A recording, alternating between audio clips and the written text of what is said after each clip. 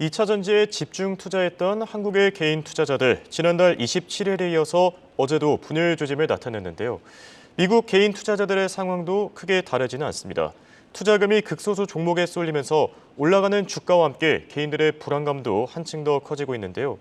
이런 가운데 투자자들의 관심이 이 리스크를 줄여줄 수 있는 특정 ETF에 특히나 더 몰리고 있다고 합니다. 최근 2차 전지에 집중 투자한 이 개인 투자자들에게 상당히 중요한 내용이 되지 않을까 싶은데요. 도움 말씀에 한국경제신문의 한상춘 논설위원 나와 계십니다. 안녕하십니까? 네, 안녕하십니까? 네, 이 방송을 통해 그때그때 전해드리긴 했습니다만 요즘 들어 경기와 각국의 경제 정책이 이상하다는 말이 많이 들리지 않습니까? 네, 우리도 누차에 말씀드렸습니다는 예. 이상하죠. 종전의 이론이라든가 또 규범이라든가 또 이렇게 관행이라든가 이런 게 맞지 않니까 예. 굉장히 경기든 그렇고 또 학계에도 그렇고 정책 단계에도 굉장히 혼란스럽다 이렇게 보시면 되겠습니다. 예. 그게 이제 특정한 용어로 쓰면 과도기적인 뉴노멀 현상이다 이렇게 보시면 되겠는데요. 이게 정상으로 돌아갈까? 정상이란 말이 있겠느냐 하는 그런 측면에서 새로운 현상이 오면은 또 지금 같은 현상이 그냥 굳어질 수가 있습니다. 그런 측면에서 오늘 같은 상품을 굉장히 주목하실 필요가 있는데요. 그런 현상 몇 가지만 좀 말씀드리겠습니다. 예. 자막을 한번 정영국 PD랑 같이 자막을 보겠습니다. 자, 올해 들어서 주요국의 경기 침체 논쟁 얼마나 심했습니까? 그렇죠. 근데 오히려 지금은 경기가 회복세입니다. 미국도 그렇고 한국도 그렇고 그다음에 유로도 어제 2분기 성장률이 좋게 나왔죠. 예. 이렇게 해서 상당히 이렇게 경기 침체하다 보는데 경기는 정작 회복되고 있다. 자, 중앙은행의 통화정책 보겠습니다. 우리가 통화정책 시차 보면은 한 9개월, 1년이니까 정책의 일관성을 유지해야 되거든요. 근데 캐나다라든가 호주라든가 심지어는 세계 중앙은행은 이렇게 페드도 금리를 인상하다가 페드 같은 경우 6월 달 동결했습니다. 예. 또 7월 달에 인상했습니다. 이건 무슨 장난치는 것도 아니고 그게 사실 페드만 그런 게 아니고 캐나다 중앙은행도 그랬고 그다음에 호주 중앙은행도 그랬거든요. 그러니까 많은 분들이 금리를 이렇게 인상하면 약 1년 동안 지속될 것이다 이런 시각이 다르거든요. 인상과 동결과 그다음에 재인상하는 이런 국면이 지금 되고 있고요. 고금리에 따라서 증시라든가 그다음에 사실 집값이라든가 방향을 해야 되는데 지금 금리는 진짜 많이 올렸죠. 작년에 재료금리에서 지금 5.5%까지 상당 기준으로 올렸으니까 주가가 많이 떨어져야 되죠. 예. 주가는 계속해서 오르지 않습니까? 물론 다 오르는 건 아닙니다는. 그리고 지금 한국의 집값도 굉장히 많이 올라가지 않습니까? 이런 건 마찬가지로 고금리에 따른 영향이 이렇게 방향성이 이렇게 없다 이렇게 보겠습니다. 그리고 금융시장 전망은 아주 중구난방이죠. 예를 들어서 집단지성이 오히려 좀 난상이죠. 지금 뭐 예측 기관도 그렇고 금융권도 그렇고 이렇게 예측이 제각각 나오죠. 우리가 말해도 에코프로 주가가 대표적으로 그렇지 않습니까? 예. 이런 게 그들 모습이다 이렇게 보겠습니다. 근데 이럴 때일수록 이렇게 정책 당국자라든가 많이 공부하시는 학자분이라든가 그리고 증권사의 애널리스트라든가 이코노미스트는 나서서 혼란스러울 때는 이런 과도기적 뉴노멀 현상일 때는 그분들이 높은 연봉을 받고 높은 학식이 있으니까 이럴 때일수록 가이드 역할을 해야 되는데 예. 나오면 과거 이론대로 차트 분석대로 하는데도 불구하고 실패가 번번이 되니까 예. 이렇게 좀 신뢰가 떨어지고 경우에 따라서 창피를 당하니까 나오지 않죠. 나오지 않으니까 최근에는 독립 리서치라든가 그다음에 사실 유튜브의 영향력이 굉장히 커지고 있다 하는 이런 쪽이 지금의 상황이 아닌가 생각합니다. 이런 것이 정상으로 돌아갈까? 이 상태에서 새로운 국면을 오면서 또 다른 뉴노멀 현상이 올 것인가 하는 것이 지금 시청자분이 또 경영하시는 분 입장에서 굉장히 관심이 되고 있다 이렇게 보겠습니다. 네. 이렇게 한눈에 정리해서 보니까 정말 이상 현상들이 많이 발생하는 것 같은데요. 국제 금융시장에서도 이상 조짐이 많이 발생하고 있다고 합니다. 증시를 중심으로 특이한 부분들 정리해 주시죠. 네, 정영 PD랑 같이 자막을 통해서 같이 한번 보겠습니다. 예. 자, 2020년 이후에 팬데믹, 우크라이나 전쟁, 그다음에 에너지 글로벌 위기 이런 것이 이제 겹치면서 지금 아주 증권시장이 난백상을 보이고 있죠. 예. 한번 세계 증시 보시겠습니다. 이 극소수 종목만 위주로 올라가지 않습니까? 이 극소수 종목의 대표지수 편입 종목이 비중이 크기 때문에 대표지수는 올라가죠. 예를 들어서 S&P가 올해 들어서 26% 올라갔거든요. 근데 우리가 S&P를 주도하고 있는 Magnificent Seven 이거를 지어고는 나머지 종목들은 4%뿐이 안 올라갔습니다. 예. 아주 극소수. 한국도 코스피에서는 삼성전자, SK하이닉스, 그 코스닥에서는 에코프로. 이거 외에 나머지 주가들은 안 올라가거든요. 그렇죠. 이게 이제 지금의 증시의 난맥상이다 이렇게 됐습니다. 그리고 각 시장별로 사실 경기라든가 이런 게 다른 시그널을 보이죠. 자, 증시는 지금 연착륙해서 주가가 올라가죠. 채권시장 보겠습니다. 채권시장은 장단기 금리 스프레드가 어떻게 됐습니까? 지금 역전 현상이 발생하죠. 그렇죠. 이론적으로 보면 경기 침체이 되죠. 증시는 경기가 회복된다. 그 다음에 채권시장은 경기가 침체된다. 일반 개인 입장에서 어떻게 버리는 거냐? 제각각 어느 것을 중시하는 따라서 많은 전문가다 하드는 사람들도 뭐냐 하면 경기가 침체된다, 경기가 회복된다 이렇게 하니까 혼란스럽다. 그리고 또 한 가지 보겠습니다. 달러 인덱스 외국 현상 보겠습니다. 자, 지금 달러 인덱스가 떨어지고 있습니다. 달러 가치가 일반적으로 약세입니다. 그러면 한계 원화라든가 위안화 약세, 그 다음에 엔화 약세가 되는데 어떻게 되고 있습니까? 엔화라든가 위안화는 약세를 보이고 있는데 한국은 오히려 원화가 절상되고 있고 그 다음에 유로화는 사실상 절상되고 있거든요. 예. 달러 인덱스가 외국 현상이지 않습니까? 일반적으로 달러 인덱스가 떨어지면 달러가 약세다 이렇게 되지 않는다는 얘기입니다. 그래서 달러와 비달러 간의 디커플링 현상이 발생하는 것이 지금입니다. 자, 그러면 또 한 가지 정치적 측면에서 가장 중요한 내용이 될 건데요. 금리 인상을 비롯해서 QT 같은 금융 긴축을 추진했습니다. 그런데 이것이 반영하면 회사채라든가 국채 마이너스 금리, 신용 스프레드가 올라가야 사실 거기에 따라서 사람의 지출 줄이고 소비 지출 줄이고 투자 지출 줄이고 그래서 자산 시장의 거품이 좀 붕괴되면서 좀 조정되면서 인플레도 안정되는 거거든요. 예. 근데 지금은 회사채와 국채 간에 이렇게 스프레드를 빼면 오히려 하향 안정되고 있거든요. 그러면 뭐냐? 그동안 금리를 많이 올렸는데 정작 시장에서는 오히려 금융을 푸는 것과도 해당 조정이 되는 이런 현상이 발생하고 있거든요. 그런 각도에서 개인 투자가들은 경기라든가 이런 측면에서 혼란스럽고 시장적인 측면에서 서로 다른 시그널을 보이기 때문에 또 증시적인 측면에서 특정 종목만 올라가더라도 특정 종목 올라간 거 따지면 PER이든가 뭔가 이런 거 보면 한 표를 올라가는 건 좋지만 PER로 보면 고평가이기 때문에 올라가면서 불안감이 되는 거거든요. 그러면 지금 상태에서 이것을 통합하기 위해서 리스크 관리가 필요하다. 자, 특정 종목도 리스크가 팔리다 하는 측면에서 상당히 이렇게 최근에 보면 이 ETF, 2단계로 ETF라든가 이런 쪽으로 이미 선발 투자가들은 자금이 빨려 들어가는 현상이 보이고 있다. 이렇게 볼 수 있습니다. 그런 과정에서 왜 이런 현상이 될까 하는 측면은 우리가 PER이라든가 이런 측면에서 굉장히 고평가되면 자, 최근에 지난주에 미국에서 느닷없이 다우 이론이 나왔거든요. 예. 또 한국도 하이먼 민스크의 어느 날 썬데이 썸타임 어느 날 갑자기 붕괴되지 않느냐 하는 이런 이론들이 나오고 있지 않습니까? 예. 주가가 올라가는 건 좋지만 파워를 볼 때는 굉장히 높기 때문에 불안하거든요. 그런 측면에서 다우 이론에 한번 보겠습니다. 불안하자 주식은 매수퍼는 삼각자가 있고 그다음에 매집하는 단계 포머족들에게 과열 분열 조짐 지금 이제 분열 조짐이거든요. 예. 근데 이게 앞으로 더 올라갈 수 있느냐? 프레시 크래시는 떨어가지느냐? 그럼 요 리스크를 지금의 극소수 종목에 간다는 게 떨어지는 게 아닙니다. 요거 값을 같이 하면서 요거 리스크 관리가 필요하거든요. 그런 상품에서 사실 ETF 같은 이런 상품들이 선발 투자가를 중심으로 해서 이렇게 해서 지금 자금이 몰리고 있다 이렇게 보게 됐습니다. 예. 리스크 관리가 필요하다. 상당히 공감되는 내용인 것 같은데요. 자, 어제 우리 증시를 떠받쳤던 에코프로 등 2차 전지 종목에서 지난달처럼 이 분열 조짐이 나타났습니다. 어떻게 생각하십니까? 네, 1차 분열 조짐은 27일이었었죠. 예. 사실 이때만 하더라도 포머족이 사실 삼성전자를 팔고 거기에 들어가야 된다는 만큼 굉장히 군집 형성이 나타났거든요. 예. 근데 27일 날, 지난달 27일 날 굉장히 많이 떨어졌지 않습니까? 그렇죠. 이렇게 그때 변동폭을 보면 에코프로 같은 경우는 장중 최고치 대비해서 장중의 최하락치의 변동률을 보면 하루에 35%거든요. 예, 그렇죠. 그다음에 2차 전지와 관련해서 평균 25% 정도 변동성이 이런 변동성이 한번 겪은 상태거든요. 근데 어제 장 마감에서는 다시 올라가긴 했습니다는 어제 장 초반에 이렇게 보십시오. 이렇게 떨어졌다가 다시 올라가는 모습을 이렇게 보이는데 이도 마찬가지로 장중 최고치 대비해서 장중 최저치를 이렇게 보면 변동폭이 7% 정도 해서 학습 효과가 있긴 하지만 2차 분열 조짐이 일어났던 이런 상황이거든요. 그러다 보니까 뭐냐 사실상 이렇게 분열 조짐이 두 차례 걸쳐서 나타나다 보니까 지금 ETF 쪽으로 ETF죠. 자금이 2차 전지, 한국의 2차 전지와 관련된 상품 쪽으로 자금이 몰려가는 현상이 발생하고 있다 이렇게 보겠습니다. 일전에도 한번 그런 말씀을 드렸었는데요. 예. 우리가 서로 경쟁하다가 또 예측이 잘못하다가 예측 자체에서 잘못됐다고 해서 잘못된 건 아닙니다.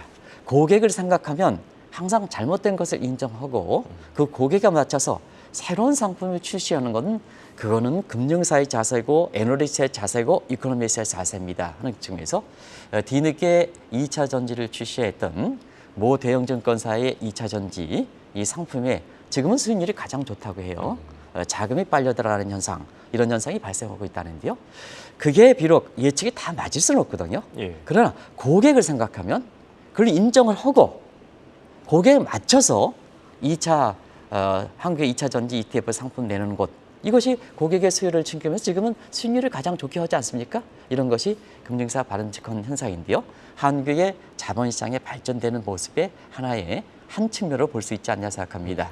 아무튼 뒤늦게 이렇게 2차 전지와 관련된 한국의 2차 전지와 관련된 중심으로 ETF 상품이 지금은 최고의 수익률과 최고의 자금의 흡인력이 있다 이렇게 얘기하고 있습니다. 예. 말씀하신 대로 한국의 2차 전지 ETF 상품 조금 뒤늦게 출시된 감은 없지 않아 있는데요. 일명 배터리 아저씨도 추천해서 지금 종목 투자가 불안한 2차 전지 투자자들의 관심을 많이 받고 있다고요? 네, 저도 개인적으로 이 무슨 분을 개인적으로 만나지는 않습니다. 근데 배터리 아저씨에 대해서도 계속해서 좀 긍정적으로 계속 말씀을 드렸죠. 예. 그래서 배터리 아저씨 부분에 대해서는 개인적 견해에 따라서 그분이 애널리스트고 제도권이 있건 비제도권 애널리스트의 자세를 볼 때는 굉장히 훌륭한 사람이 아닌가 하는 생각이 듭니다. 왜냐하면 제도권의 견제가 굉장히 심했죠. 결과에 따라서는 정책 단계의 견제에도 불구하고 자신의 신념을 고집하는 이런 모습은 사실 애널리스트라든가 이코노미스트가 가져있던 어떤 본보기 아닌가 생각합니다. 한국에 다 그런 건 아닙니다. 애널리스트라든가 그 다음에 사실 이코노미스트가 그에 속해 있는 금융사의 이익이라든가 이런 것들 또 그런 여러 가지 관계에 의해서 퍼블리즘 성향이 많이 나타나는 것이 지금 우리나라의 애널리스트라든가 이코노미스트거든요.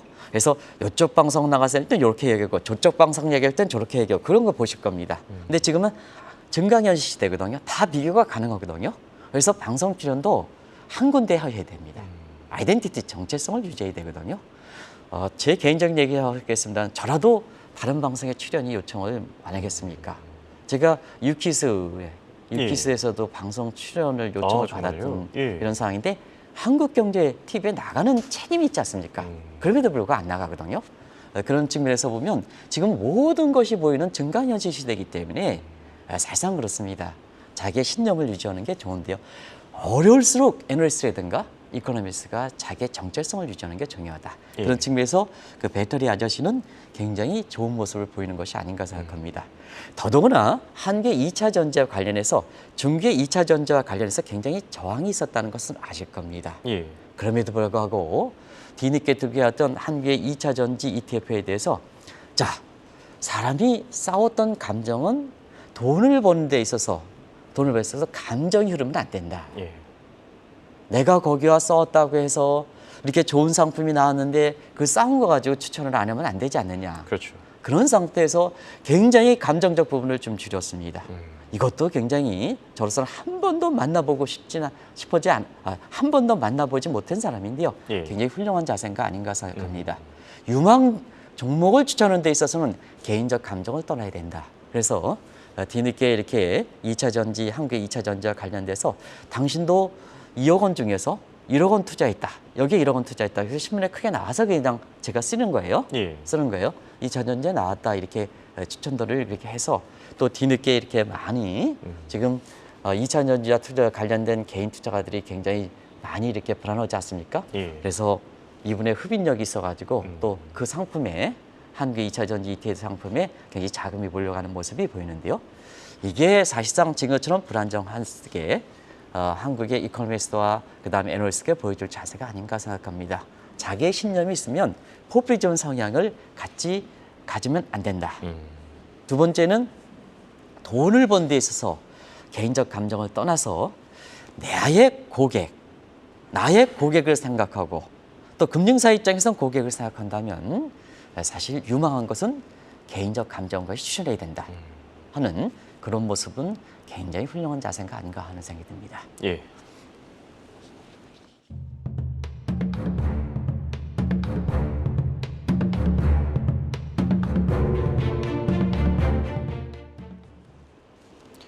자, 국내 증시뿐만 아니라 최근 월가에서도 한국의 2차 전지와 같이 이 개별 종목 투자에 좀 쏠리는 모습도 있고요. 여기서 균열 조짐이 나타나고 있다고요? 네, 사실은 그 증시가 대표 지수는 많이 올라갔지만 예.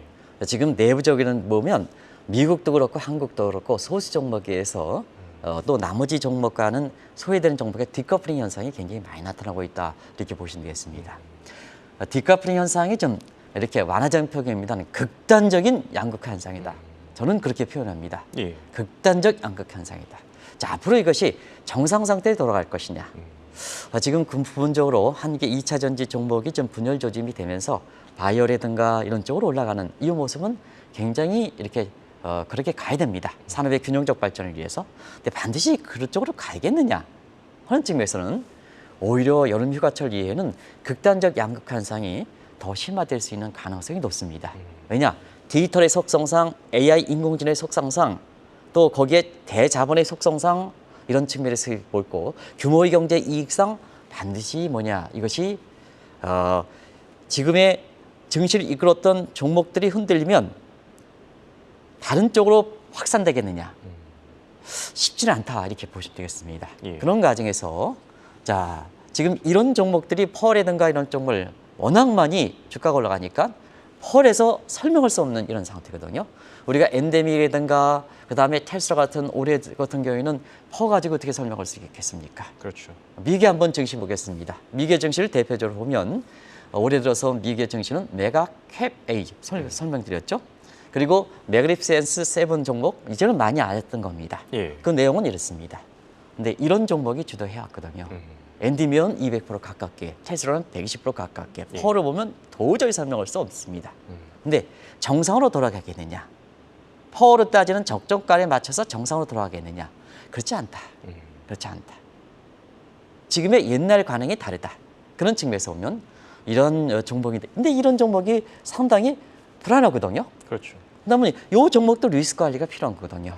그런 측면에서는 메가 캡 A 종목, 그다음에 매그니피센트 7 종목이 대부분 다 빅테크 업종과 관련된 업종이지 않습니까? 그리고 빅테크 업종에서 여기에 제가 한 자를 더 붙이겠습니다. 하이퍼 빅테크, 초 빅테크, 슈퍼 빅테크라는 얘기는 안 쓰겠습니다. 이 슈퍼라는 얘기는 약간 좀 안 좋은 표현을 쓰거든요. 그래서 하이퍼 Uncertainty, Very I Can Green UC 버클리의 2017년 한국경제TV에서 초청하신 분. 예. 그래서 하이퍼 빅테크, 하이퍼 빅테크 이렇게 해서 하이퍼 빅테크 ETF, 어떤 ETF 상품 이런 것이 자금이 미국 쪽에도 쏠려가는 약품이거든요.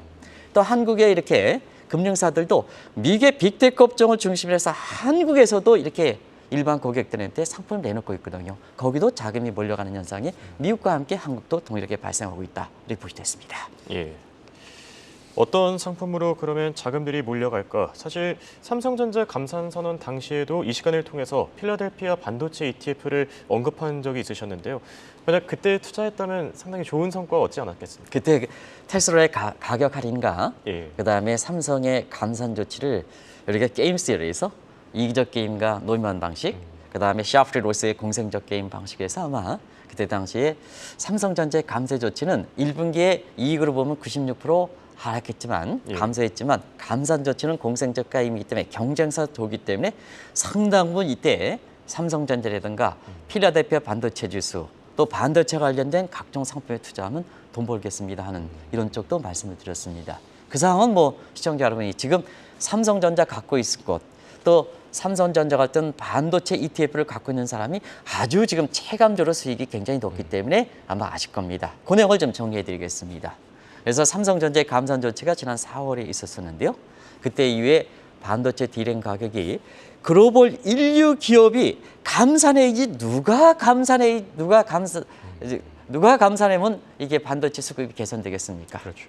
삼성전자 그 1등 기업이 감산해야 시장에 사실 수급이 개선되면서 결국 반도체 D램 가격이 올라가면 삼성전자도 이익이 될 뿐 아니라 경쟁사도 이익이 되는 샤프리 로스의 공생적 게임이거든요.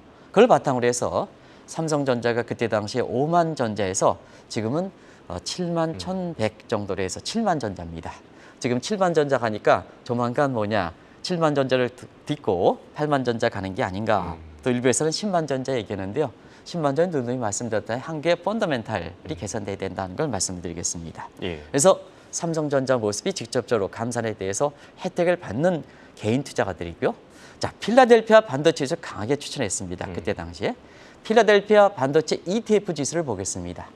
삼성전자의 감산 직전이 필라델피아 반도체 지수가 3,021이었습니다. 예. 오늘은 3,058입니다.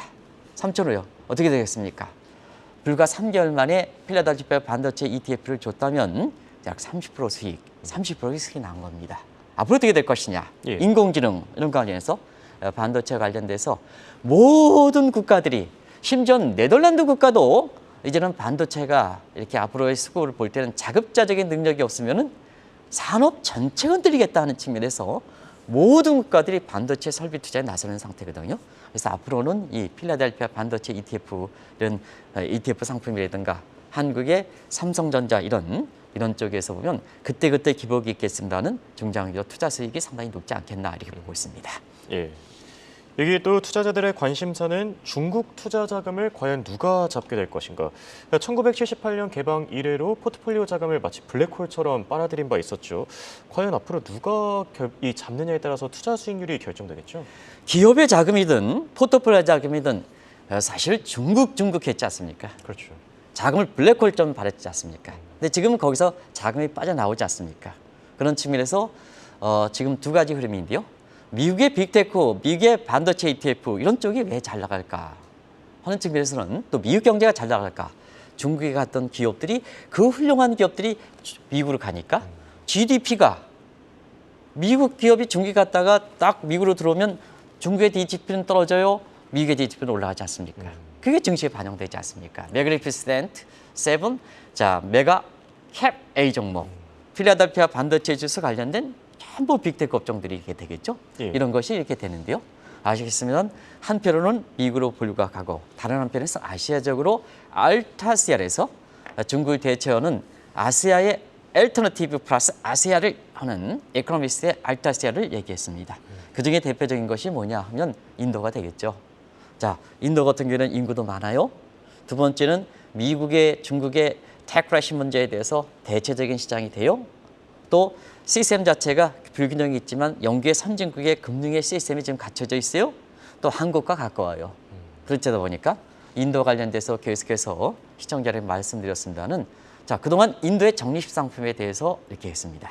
그런데 최근에 보면 인도에 대해서 이렇게 굉장히 대중화되다 보니까 이제는 많이 알려지는 시장이 되다 보니까 인도에 대해 상품의 범위도 벗어나고 있습니다.